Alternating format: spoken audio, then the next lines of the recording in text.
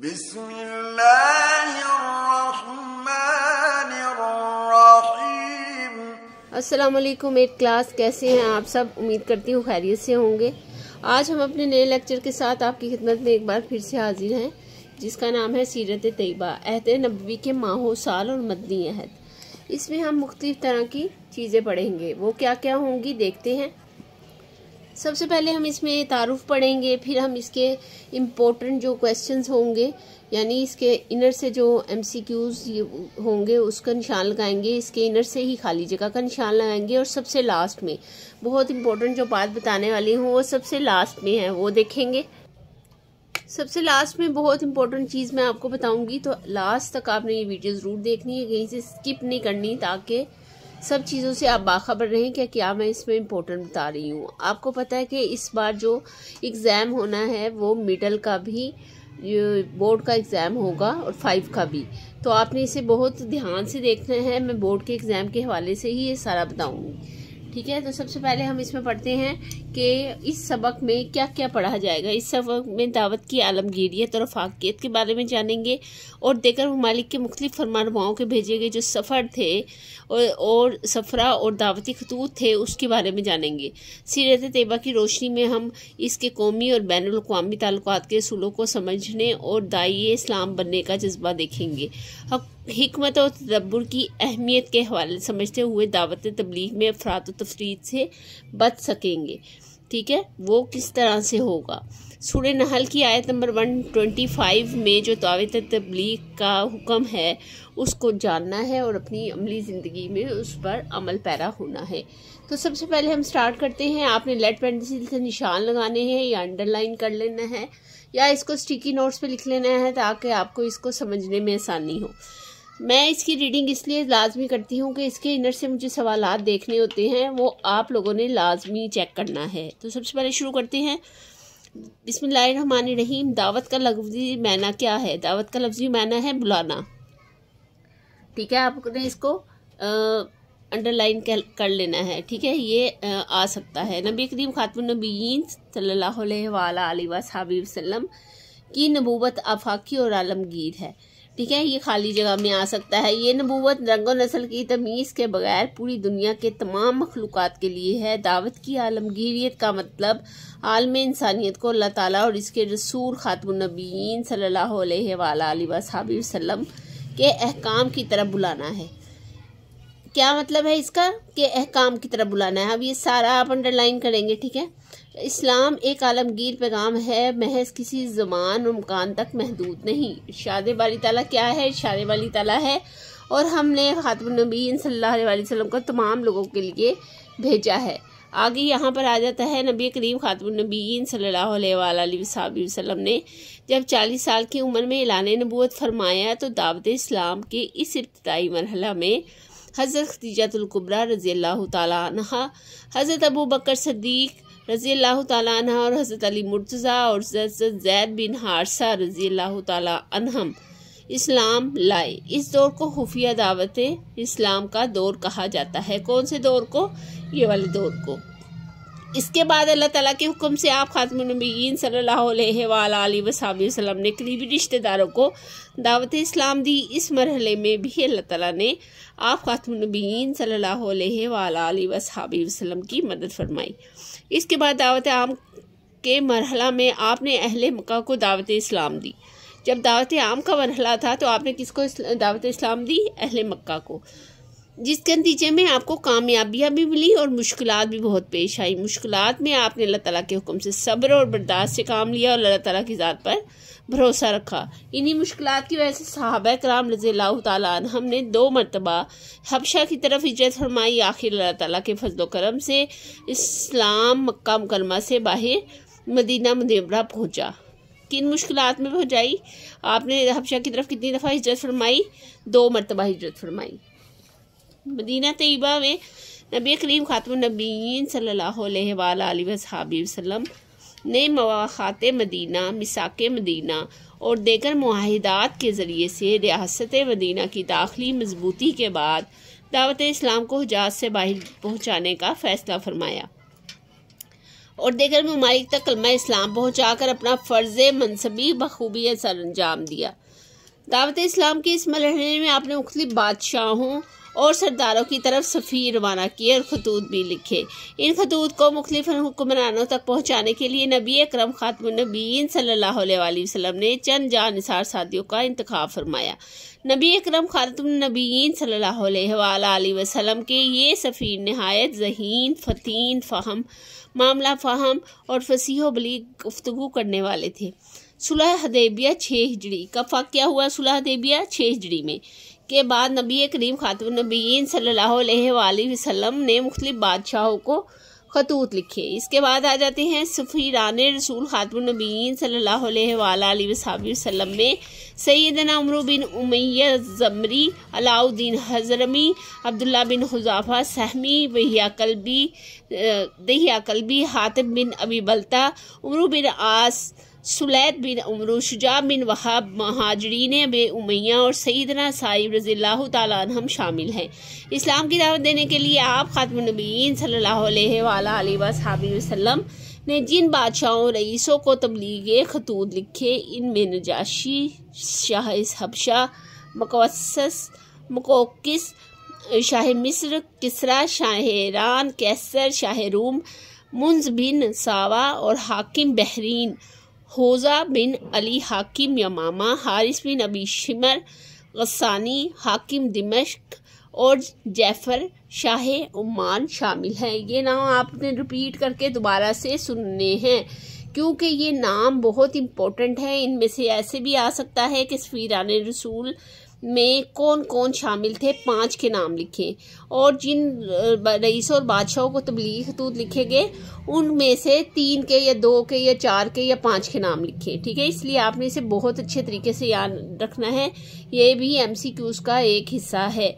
आगे है नबी अकरम खातमुन नबीयीन सल्लल्लाहु अलैहि वसल्लम ने इन सफारती मुहम्मत और खतूत की बदौलत बाज़ हुक्मरानों ने इस्लाम कबूल किया और बाज़ ने इस्लाम से सिर्फ मोहब्बत अक़ीदत का इजहार किया, जबकि बाज़ ने इंतहाई सख्त जवाब दिया। इस तरह यानी कि ये मुख्तलिफ तरह के जो थे ना वो उनसे रिप्लाई मिले, मुख्तलिफ तरह के उन जवाबात मिले, अच्छे भी मिले, मुनासिब भी मिले और सख्त भी मिले। इसी तरह आप खातमुन नबीयीन सल्लल्लाहु अलैहि वसल्लम खतूत से न सिर्फ इस दौर के हुक्मरानों को दावत इस्लाम से आगाही हासिल हुई बल्कि वो इस्लामी रियासत के अहवाल से भी बाखबर हो गए और इन्हें मालूम हो गया कि अब इस्लाम का आफ्ताब तलू हो गया है।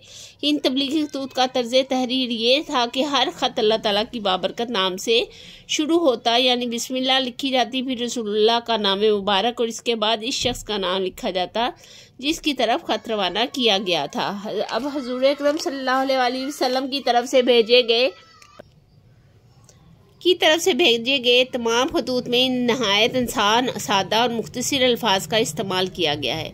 नबी करीम खातमुन नबीयीन सल्लल्लाहु अलैहि वसल्लम के खतूत और देगर दावती सरगर्मियों से मालूम होता है कि नबी करीम खातमुन नबीयीन सल्लल्लाहु अलैहि वसल्लम ने दावत तबलीग के हर मरहले पर हुकमत और तदब्बुर से काम लिया।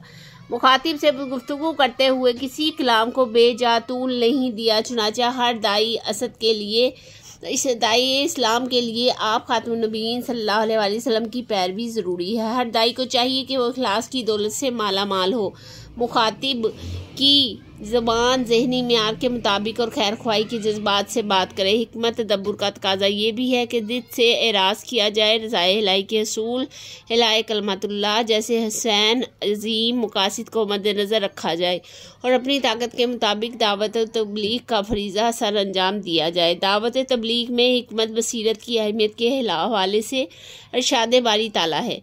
सूरह नहल की 125 पे आयत है जो शुरू में भी बताया गया था कि बुलाइए अपने रब के रास्ते की तरफ हिकमत के साथ, उम्दा नसीहत के साथ उनसे उस तरीके से बहस कीजिए जो बेहतरीन हो।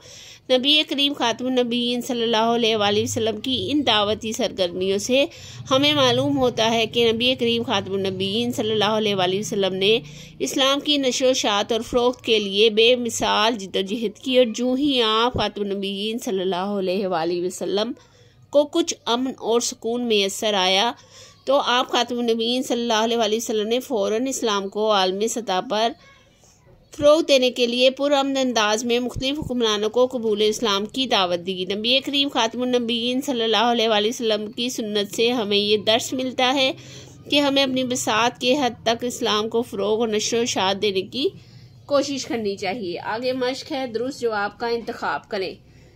क्या है इसमें? दावत की लफ्ज़ी मायना क्या है? बुलाना के हैं, काम पैगाम के हैं या कोशिश के हैं? तो आप इसमें मुझे बताएं कमेंट में क्या होना चाहिए। मैं पहला जो है सवाल वो ऐसे ही छोड़ूंगी, ठीक है। ये पहला मैं ऐसे ही छोड़ रही हूँ। दुरुस्त जवाब में ये आपने मुझे कमेंट में बताना है। दूसरा है, नबी करीम खातमुन नबी ने ऐलान नबूवत फरमाया 40 साल की उम्र में, 50 साल की उम्र में, 53 साल की उम्र में या 63 साल की उम्र में, 40 साल की उम्र में। नबी करीम खातमुन नबीयीन सल्लल्लाहु अलैहि वसल्लम ने मुख्तलिफ बादशाहों के नाम खतूत लिखे। मिसाके मदीना के बाद सुलह हदीबिया का वाक़या कब पेश आया? 6 हिजरी में। इसको मैंने अंडरलाइन करवाया था इसलिए मुझे ये अच्छे से याद है। शाह हबशा का क्या लक़ब था? नजाशी था, ठीक है। मुख्तसर जवाब दे, ठीक है, मुख्तसर जवाब दे। सबसे पहला है दावत व तबलीग का लुग़वी माना बयान करें। अब ये जो है ये यहाँ से सवाल है, यहाँ से पहले वाला सवाल होगा। लेड पेंसिल मैं आज इसलिए इस्तेमाल कर रही हूँ कि इससे आपकी किताब ख़राब नहीं होती और दूसरा इससे आसानी से आप हर चीज़ को मार्क कर सकते हैं और बाद में इरेज भी कर सकते हैं। आगे है, नबी करीम खातमुन नबीयीन सल्लल्लाहु अलैहि वसल्लम की दावत की आलमगीरियत पर एक आयत का तर्जुमा लिखें। अब यहाँ पर एक आयत है, देखें, सूरह सबा की शुरू में है 28 पे, और हमने आपको तमाम लोगों के लिए भेजा है, ठीक है। ये आपका दूसरा क्वेश्चन का आंसर है। तीसरे क्वेश्चन का जो आंसर है वो क्या है, पहले क्वेश्चन देखते हैं। नबी करीम खातमुन नबीयीन सल्लल्लाहु अलैहि वसल्लम ने जिन बादशाहों को खतूत लिखे इनमें से 2 के नाम लिखे। जैसा कि मैंने अभी बात करते हुए बताया था कि इस तरह से ये सवाल आ जाता है तो ये पैराग्राफ निहायत इम्पोर्टेंट है। इनमें से कोई से भी 2 जो थे सफ़ीर जो हुज़ूर सल्लल्लाहु अलैहि वसल्लम बादशाहों को जो खतूत लिखे थे उन बादशाहों में से शाह मिस्र लिख दें, नजाशी लिख दें, हबशा लिख दें, ठीक है। यहाँ से आइए तीसरे का आंसर, चाहे तो आप ये सारे लिख दें जैसे आपको इजी रहे। आगे है, सफ़राए रसूल में से 2 के नाम तहरीर करें। 2 के नाम लिखने हैं आपने, लेकिन आपने ये सारे याद कर लें तो क्या ही बात है, इससे इम्प्रेशन बहुत अच्छा पड़ता है। नहीं तो आप अगर इसमें से सारे याद करेंगे तो कुछ ही याद रह जाएंगे क्योंकि ये ज़रा मुश्किल है। आगे है, दाई इस्लाम के 2 औसाफ तहरीर करें। अब यहाँ पर है, दाई को चाहिए, दाई इस्लाम कौन से होते हैं? जो इस्लाम की तरफ बुलाते हैं। यहाँ से हम निशान लगाएंगे। ये 5वां है, 2 औसाफ लिखने हैं। यहाँ इराज किया जाए, रज़ाई रसूल को मद्देनज़र रखा जाए, यहाँ तक लास्ट तक, ठीक है। आपने इसमें से कोई से भी 2 लिख देने हैं। 3 है या 3.5 है या 4 हैं, जिस तरह भी देख लीजिएगा लाइनें, उस हिसाब से आप लिख दीजिएगा। आगे है, तफसीली जवाब दें। नबी करीम खातमुन नबीयीन सल्लल्लाहु अलैहि वसल्लम की दावत की आलमगीरियत पर रोशनी डालते हुए दावती खतूत की अहमियत बयान करें। अच्छा, ये दावती खतूत की अहमियत कहाँ से होगी? यहाँ से होगी। ये थोड़ा सा लेंथी है, ठीक है, यहाँ से, बल्कि यहाँ से होगी। यहाँ से आप लिखेंगे ये लॉन्ग क्वेश्चन, ठीक है, यहाँ तक लिखेंगे कि इसकी क्या अहमियत थी ममालिक के अंदर और ममालिक के बाहर, ठीक है। ये लॉन्ग क्वेश्चन है, ऊपर से लेकर ये 2 पैराग्राफ इसमें आएंगे और ये आपने लाजमी लिखने हैं। और सबसे लास्ट में सबसे अहम बात जो मैंने आपसे कहा था कि सबसे लास्ट में बताऊंगी, इसके इम्पोर्टेंट क्वेश्चंस हैं। इसमें सबसे पहले तो ये सारा ही बहुत इम्पोर्टेंट है क्योंकि ये खतूत के हिसाब से है और खतूत आज तक हुज़ूर सल्लल्लाहु अलैहि वसल्लम के बारे उसके बहुत इम्पोर्टेंट वैल्यू रखते हैं। वैसे तो उनकी सारी सीरत तैयबा ही बहुत इम्पोर्टेंट है। मुख्तसर जवाब में सबसे इम्पोर्टेंट जो क्वेश्चन है वो है, नबी करीम ने जिन बादशाहों के खतूत लिखे, एक ये दूसरे नंबर पर, और दाई इस्लाम के 2 औसाफ लिखे, क्योंकि आज भी हमें इस्लाम की तरफ बुलाने के लिए कहा गया है। हुज़ूर सल्लल्लाहु अलैहि वसल्लम ने उनकी सीरत तैयबा से हमें ये पता चलता है कि इस्लाम की तरफ हमें बुलाना है हर इंसान को जो इस्लाम से गाफिल है। आगे तफसीली जवाब तो इम्पोर्टेंट है ही। तो आप सबसे पहले जल्दी से मेरे चैनल को सब्सक्राइब कर लें और लाइक ज़रूर कीजिएगा। और कमेंट में जो मैंने क्वेश्चन का आंसर मांगा है, ये आपने क्वेश्चन का आंसर ज़रूर मुझे कमेंट में देना है, ताकि मुझे पता लगे कि आप कितना गौर से सुन रहे हैं और कितने अच्छे से आपको समझ में आ रही है। एक चैप्टर ख़त्म करने के बाद उसके इम्पोर्टेंट क्वेश्चन आज से मैं बता दिया करूँगी। और दूसरा ये कि जब ये ख़त्म होगी बुक तो मैं आपको बोर्ड के हिसाब से सारा कुछ बता दूँगी। इसीलिए आपको चैनल को लाइक और सब्सक्राइब करना बहुत ज़रूरी है, ताकि हर नई आने वाली वीडियो से आप बाखबर रह सकें और किसी किस्म का आपको मसला पेश ना हो।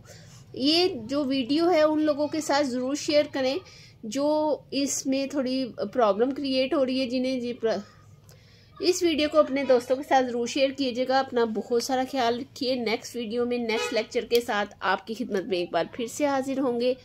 तब तक के लिए अल्लाह हाफिज़।